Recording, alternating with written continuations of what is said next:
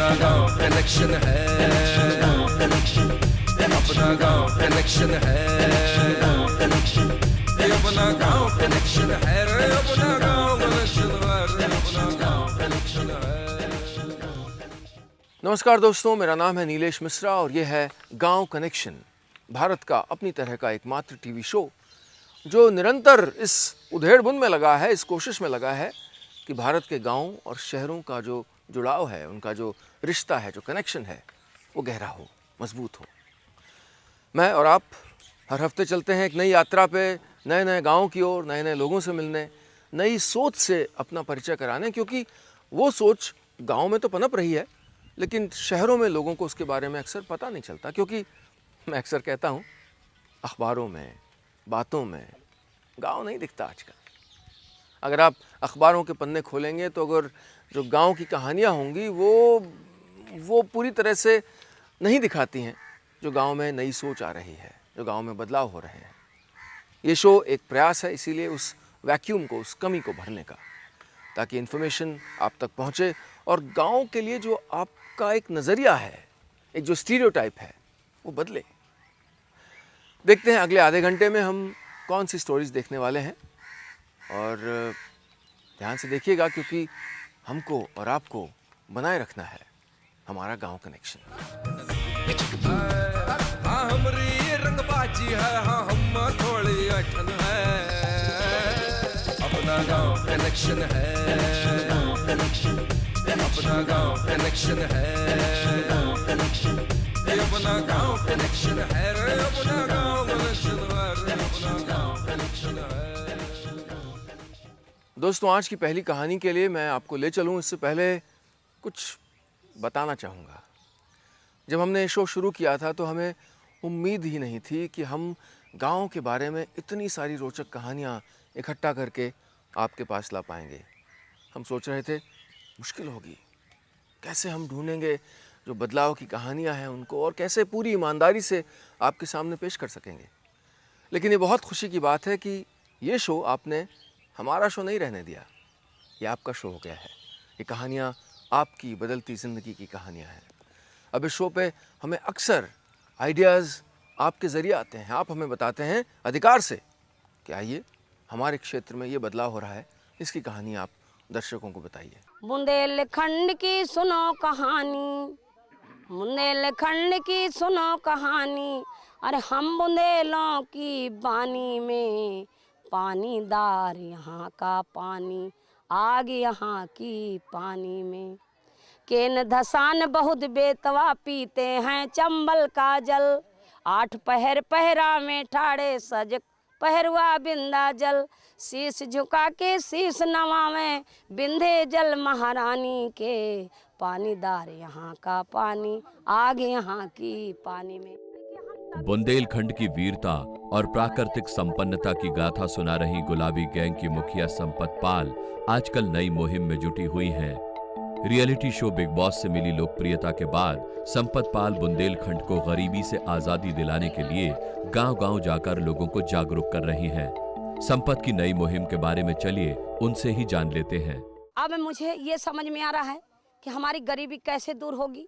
हमारे लोगों के पास खेत बहुत है, लेकिन जो जानवर ये घूमते हैं, छुट्टा घूमते हैं, उन्हीं की कमी है जो हम अपनी फसल को समय से उगा नहीं पा रहे। तो मैं तो गांव-गांव बताती हूँ कि भाई अपने जानवर बांधो और हरी सब्जी बो, अच्छी फसल तैयार करो, फूलों की खेती करो, आंवला लगाओ, कटहर लगाओ, आम लगाओ, अमरूद लगाओ। हम ये गांव-गांव बताते हैं। संपत पाल की बातों में दम भी है। देश के अधिकांश हिस्सों में इस वक्त धान समेत कई फसलें लहरा रही हैं, लेकिन बुंदेलखंड के खेत वीरान पड़े हैं। कहा जाता है कि बुंदेलखंड के किसानों की खेती सबसे ज्यादा सूखे और दैवीय आपदाओं से प्रभावित होती है, लेकिन हकीकत कुछ और ही है। यहाँ खेती को सबसे ज्यादा नुकसान आवारा जानवरों यानी अन्ना प्रथा से होता है। बुंदेलखंड में गैर दुधारू पशुओं को खुला छोड़ देना अन्ना प्रथा कहलाता है। हालात ये है कि इन इलाकों में साल के 8 से 9 महीने जानवर खुले ही घूमते हैं।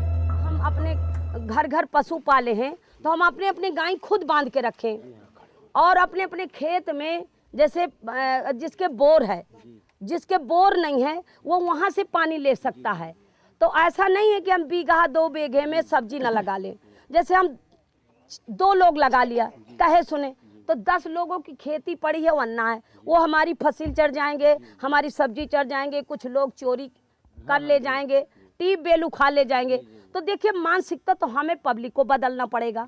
अगर हम ये मानसिकता बदल जाएंगे तो हम किसी से भीख नहीं मांग सकते। संपत पाल और उनके संगठन की महिलाएं इसी तरह गांव-गांव जाकर पशुपालकों और किसानों को इस प्रथा पर रोक लगाने की अपील कर रही हैं। संपत पाल की दलीलों को किसान भी मानते हैं। सब लोगों को खुश से रहना है और अपने बच्चों को अच्छी उच्च शिक्षा तक पढ़ाना लिखाना होगा। तो हमें स्वयं अपनी मानसिकता बदल के बुंदेलखंड में अपनी खेती को सुरक्षा रखना होगा, अपने जानवरों को बांधना होगा, अन्ना प्रथा खत्म करनी पड़ेगी। इन किसानों का दर्द वाजिब है। दरअसल प्राकृतिक आपदाओं, खाद, बीज और सिंचाई संसाधनों के अभाव के बीच बुंदेलखंड का किसान बड़ी मुश्किल से अपने लिए अनाज पैदा कर पाता है। उसमें भी आवारा घूमने वाले पशु किसानों की फसल का करीब 1/3 हिस्सा खेत और खलिहानों में चट कर डालते हैं। हाँ, अन्ना प्रथा की समस्या है। अन्ना प्रथा के कारण यहाँ लोग खेती नहीं कर पाते। हर सीजन में 2 फसल ही उगा पाते हैं, एक गेहूं की और धान की।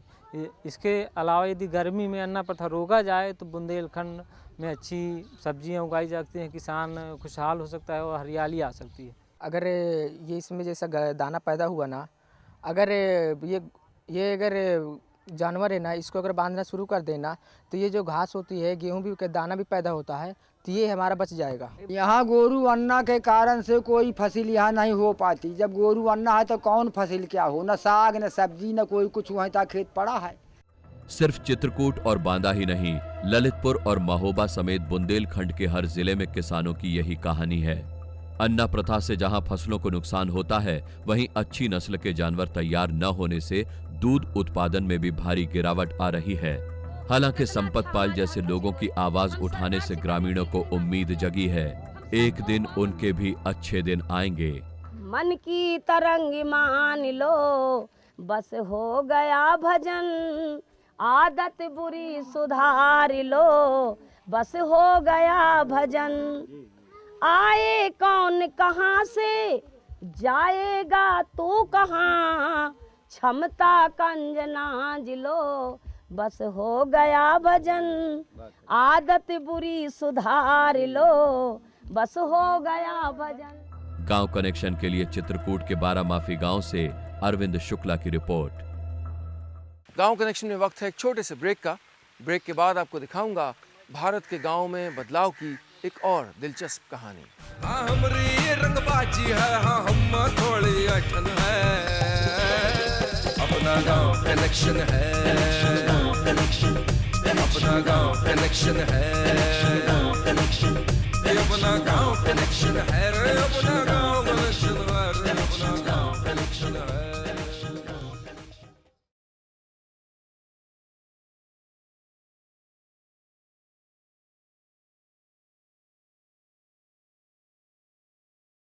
अपना गांव कनेक्शन है, अपना गांव कनेक्शन है, अपना गांव कनेक्शन है, अपना गांव कनेक्शन है, अपना गांव कनेक्शन है। हमारी अगली कहानी के लिए मैं आपको ले चल रहा हूँ उत्तराखंड।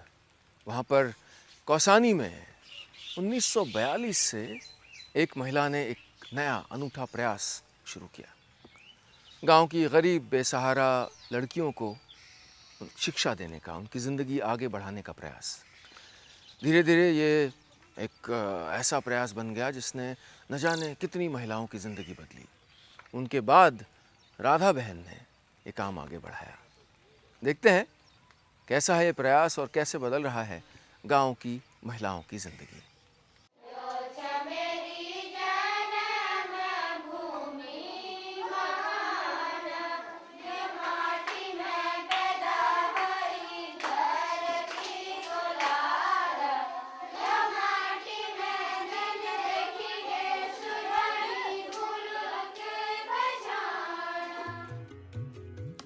उत्तराखंड के कौसानी में बना हुआ ये लक्ष्मी आश्रम है।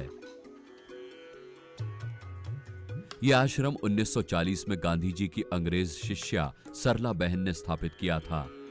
इस आश्रम का मकसद था उत्तराखंड की गरीब और बेसहारा लड़कियों को पढ़ाना लिखाना, उन्हें महात्मा गांधी के विचारों के बारे में बताना और आगे चलकर उन्हें देश और समाज की सेवा के लिए तैयार करना। गांधी शांति प्रतिष्ठान की तरफ से संचालित इस लक्ष्मी आश्रम की संचालिका राधा भट्ट हैं, जिन्हें राधा बहन के नाम से भी जाना जाता है। सरला बहन अपने में एक अद्भुत व्यक्ति थी, उनका व्यक्तित्व ही विशेष था। सरला बहन जी से मैंने जितना सीखा है, मैं सोचती हूँ दुनिया में मैंने और किसी से कुछ नहीं सीखा है। वो एक ऐसी व्यक्ति थी जो करती थी वही बोलती थी, उससे ज़्यादा नहीं बोलती थी, और जो बोलती थी तो उतना वो करती थी, निश्चित रूप से करती थी, तभी बोलती थी। एक ये बात मैंने उनसे बहुत सीखी और मुझे लगा कि अगर हम करेंगे तो हमको बोलने की भी ज़रूरत नहीं पड़ेगी, वो तो बात अपने आप प्रकट होगी, अपने आप लोगों को दिखाई देगी और लोग उसको समझने लगेंगे। राधा बहन 1951 में यहाँ एक शिक्षिका के रूप में आई थी। बाद में 1966 में सरला बहन ने उन्हें यह आश्रम सौंप दिया।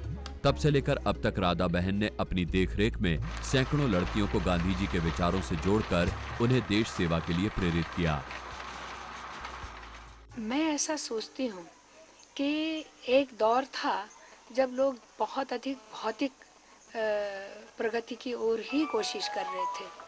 आज भी भौतिक प्रगति की ओर ही कोशिश है, मैं नहीं कहती कि वो कोशिश बंद हो गई है, लेकिन आज लोग ये रियलाइज करने लग गए हैं कि इसमें हल नहीं मिल रहा है।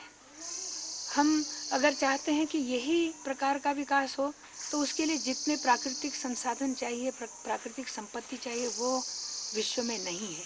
तो हम इस पद्धति से बहुत आगे तक चले जाएंगे ऐसा नहीं लगता है। तो ये परिस्थितियां ही गांधी की ओर लोगों को खींच रही हैं।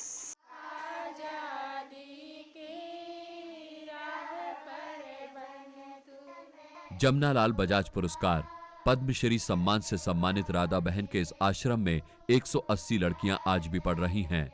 इन लड़कियों को गांधी जी की तरह सूत काटकर वस्त्र बनाने से लेकर स्वदेशी कपड़ों के उद्योग और खेती से जुड़ी जानकारी दी जा रही है।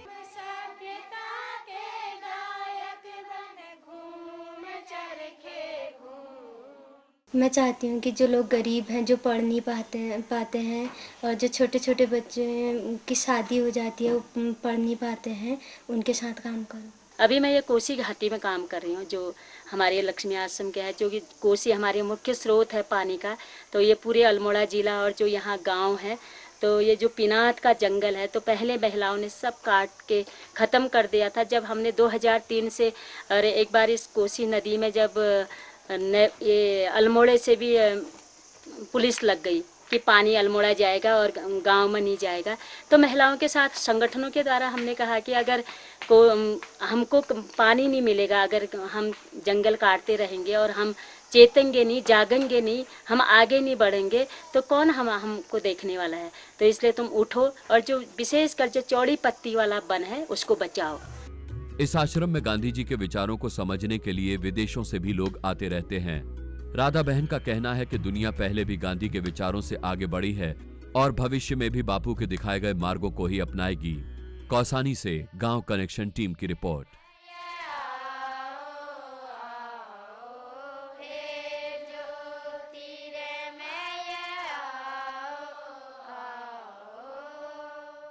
गांव कनेक्शन में वक्त है एक छोटे से ब्रेक का। ब्रेक के बाद आपको ले चलूंगा अहमदाबाद, जहां पर हमारे हर्बल एक्सपर्ट डॉक्टर दीपक आचार्य कुछ और नई जानकारी इकट्ठा करके बैठे हैं आपको बताने के लिए, आपकी ज़िंदगी बेहतर बनाने के लिए। अपना गांव कनेक्शन है, अपना गांव कनेक्शन है, अपना गांव कनेक्शन है, अपना गांव कनेक्शन है, अपना गांव कनेक्शन है।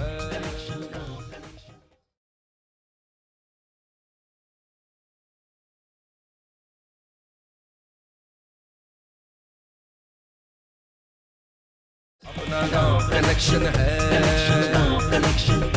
अपना गांव कनेक्शन है, अपना गांव कनेक्शन है, अपना गांव कनेक्शन है, अपना गांव कनेक्शन है। ब्रेक के बाद स्वागत है आपका गांव कनेक्शन में। दोस्तों, ये वो सेगमेंट है जिसमें अहमदाबाद में रहने वाले बॉटनिस्ट, हमारे जो हर्बल एक्सपर्ट हैं डॉक्टर दीपक आचार्य, वो आपको नई नई जानकारी बताते हैं। और डॉक्टर आचार्य की बताई हुई जानकारी बड़ी हिट हो रही है। हमें बहुत सा फीडबैक आ रहा है, आपके ख़त आ रहे हैं, ईमेल आ रहे हैं, जिनमें लोगों को बहुत अच्छी लग रही हैं वो बातें जो वो बताते हैं, उपयोगी लग रही हैं। तो देखते हैं कि आज डॉक्टर आचार्य क्या बता रहे हैं और किस तरह से हम उसको प्रयोग कर सकते हैं अपनी सेहत, अपनी सुंदरता, अपनी सोच को बेहतर बनाने में।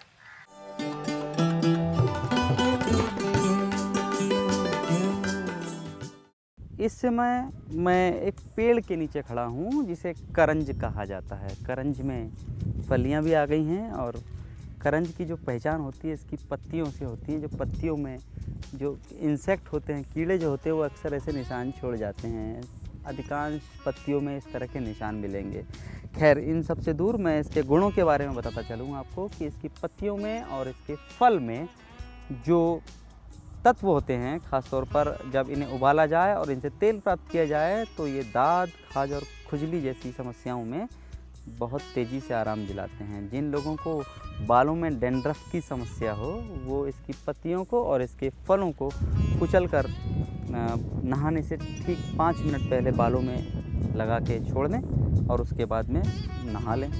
इसके अलावा जो इसका तेल होता है करंज का, इसकी गुल्लियों का या फलों का तेल, उसे भी नहाने के बाद बालों में लगाएं तो न सिर्फ बालों की जड़ें मजबूत होंगी बल्कि बाल जो होंगे डैंड्रफ मुक्त होंगे।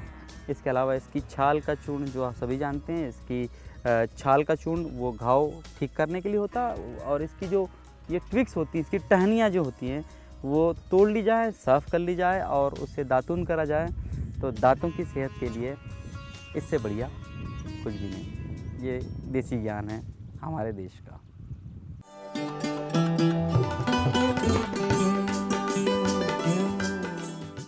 गांव कनेक्शन में वक्त है एक छोटे से ब्रेक का। ब्रेक के बाद आपको दिखाऊंगा भारत के गांव में बदलाव की एक और दिलचस्प कहानी। हाँ हमरी रंगबाजी है, हाँ हम थोड़ी अठन है, अपना गांव कनेक्शन है, अपना गांव कनेक्शन है, अपना गांव कनेक्शन है रे, अपना गांव कनेक्शन है रे, अपना गांव कनेक्शन है।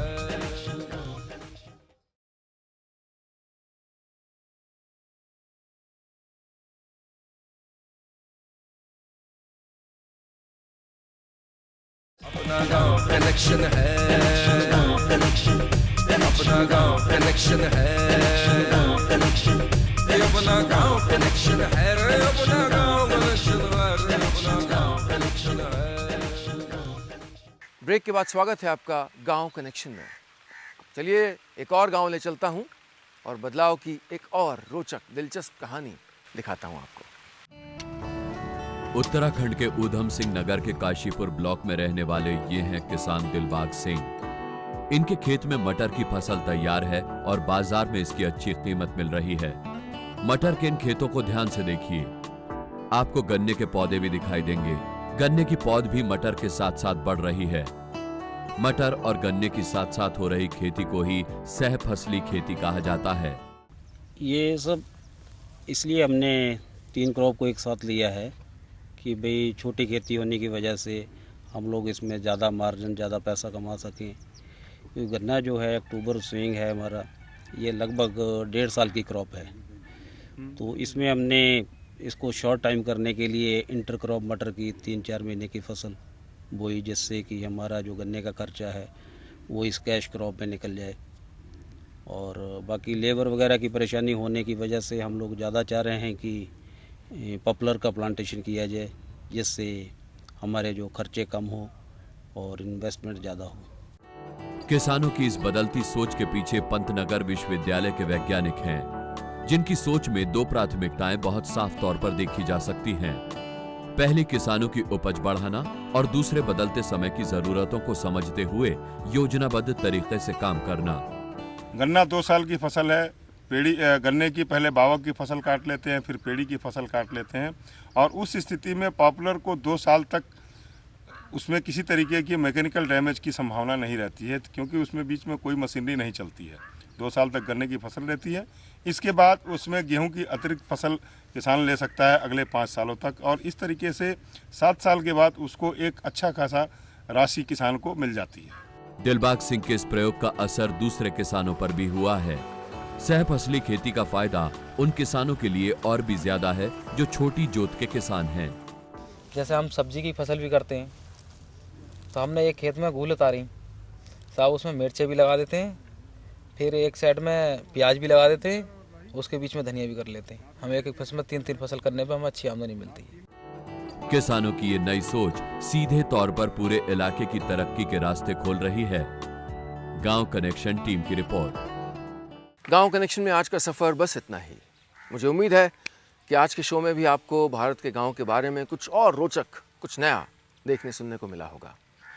मैं तो भाई बहुत ज्ञान संचित कर रहा हूँ, ऐसी नई नई जानकारी मिल रही है, ऐसे नए नए लोगों से मैं मिल रहा हूँ आपके माध्यम से, आपके ज़रिए, आपके बहाने से, कि मुझे लगता है कि बेहतर इंसान बनने की प्रक्रिया जो है उसमें ये सारा जो असर है गाँव का, जो बात है गाँव की, आत्मा गाँव की, वो हमें बहुत मदद कर सकती है।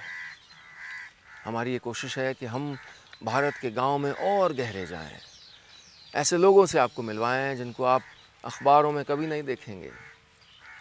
ऐसी सोच, ऐसी नई नई जो तकनीक गांव में आ रही है, फसल के नए नए तरीके आ रहे हैं, शिक्षा में जो बदलाव आ रहा है, उससे आपको मिलवाएं, आपका परिचय करवाएं। अगर आपका अपना कोई गांव कनेक्शन है या कोई ऐसे स्टोरी आइडियाज़ हैं जो शेयर आप करना चाहते हैं हमारे साथ कि हम अपने शो पे उनको दिखा सकें, तो आप हमसे संपर्क कर सकते हैं स्क्रीन पे लिखे फ़ोन नंबर पे। इसके अलावा अगर आप फेसबुक पे हैं तो हमारा पेज है गांव कनेक्शन, अगर आप ट्विटर पे हैं तो हमारा हैंडल है गांव कनेक्शन, और अगर आप सीधे मुझको ईमेल करना चाहते हैं तो हमारा ईमेल आईडी है information@gaonconnection.com। दोस्तों, आज बहुत ही खूबसूरत माहौल है और मैं तो थोड़ी देर यहीं रुकूंगा, आपसे आज्ञा लेता हूँ। जल्द फिर मिलेंगे, क्योंकि आपको और मुझको बना के रखना है हमारा गांव कनेक्शन। चले हाईवे पे फर्राटे से पगडंडी भी लगती अच्छी, चौपाल में बोले है बिटवा हम सुन देंगे इंटरनेटवा, चौपाल में बोले है बिटवा हम सुन देंगे इंटरनेटवा। हाँ हमरी रंगबाजी है, हाँ हम थोड़ी अठन है, अपना गांव कनेक्शन है, अपना गांव कनेक्शन है, अपना गांव कनेक्शन है, अपना गांव कनेक्शन है, अपना गांव कनेक्शन है।